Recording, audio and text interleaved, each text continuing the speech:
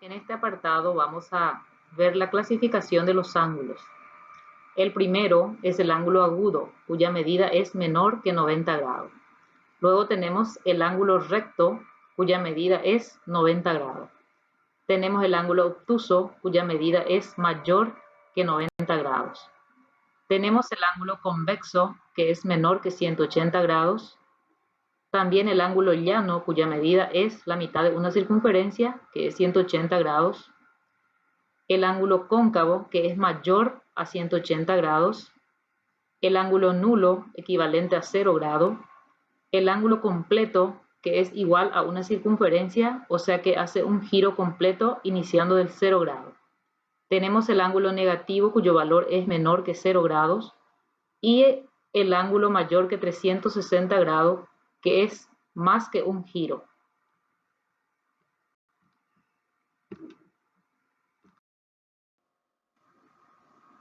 Aquí tenemos el complemento y suplemento de un ángulo.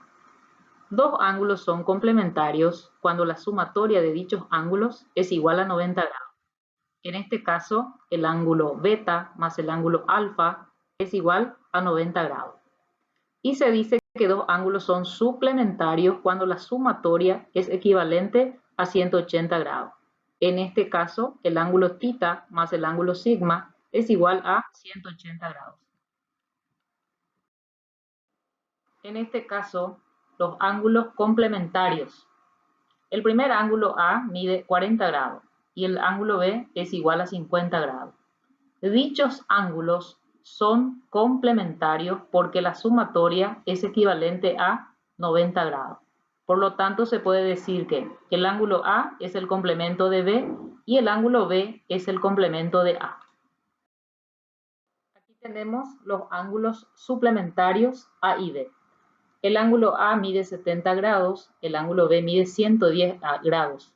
Si la sumatoria de 70 más 110 me genera 180 grados, entonces puedo decir que el ángulo A y B son suplementarios. O el ángulo A es el suplemento de B y el ángulo B es el suplemento de A. A continuación, tenemos los ángulos consecutivos y adyacentes. Los ángulos consecutivos tienen en común el vértice y un lado. En el primer ejemplo podemos observar que los ángulos A y B son consecutivos. Luego tenemos los ángulos adyacentes. Los adyacentes son dos ángulos consecutivos, pero que forman un par lineal. Los ángulos adyacentes siempre son consecutivos. Sin embargo, los ángulos consecutivos no siempre son adyacentes.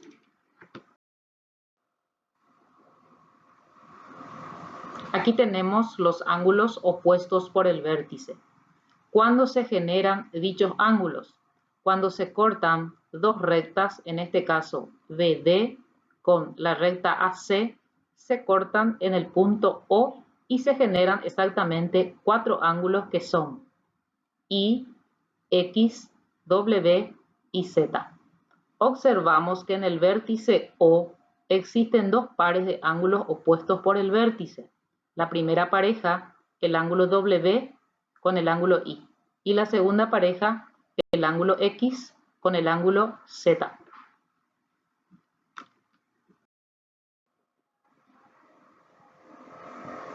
Aquí tenemos la aplicación de dos ángulos complementarios. El primer ángulo mide 2x y el segundo ángulo mide 3x. Como ya sabemos que dos ángulos complementarios suman 90 grados, aplicamos la ecuación de primer grado.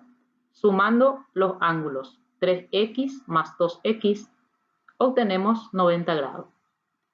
Sumando los términos semejantes, 3 más 2 son 5x, es igual a 90 grados. El 5 que está multiplicando en el primer miembro pasa al otro miembro dividiendo. 90 dividido 5, obtenemos 18 grados. Este valor lo sustituimos en la primera ecuación. 2x, que sería 2 por 18, y así obtendríamos el primer ángulo equivalente a 36 grados. hacemos lo mismo para el segundo ángulo. El triple de 18 grados es equivalente a 54 grados. Sumando el primer ángulo 36 más el segundo ángulo 54, obtenemos 90 grados.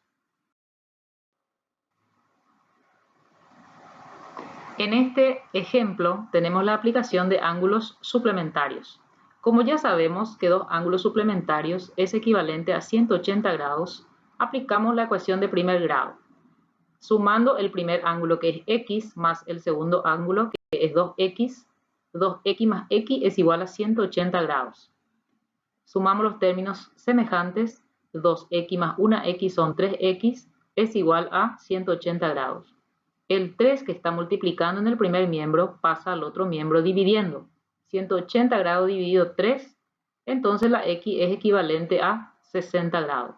Sustituyendo este valor dentro del ángulo, tendremos que el primer ángulo es igual a 60 grados y su suplemento, que sería el segundo ángulo, va a ser el doble de 60, 120 grados. Dichos ángulos sumados me tiene que generar 180 grados. 60 más 120 es igual a 180 grados.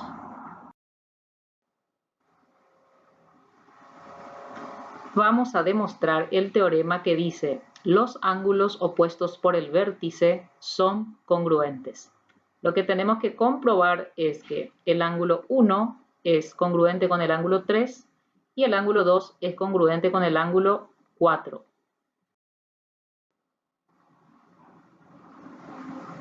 Como hipótesis tenemos que los ángulos 1 y 3 son opuestos por el vértice y los ángulos 2 y 4 son opuestos por el vértice.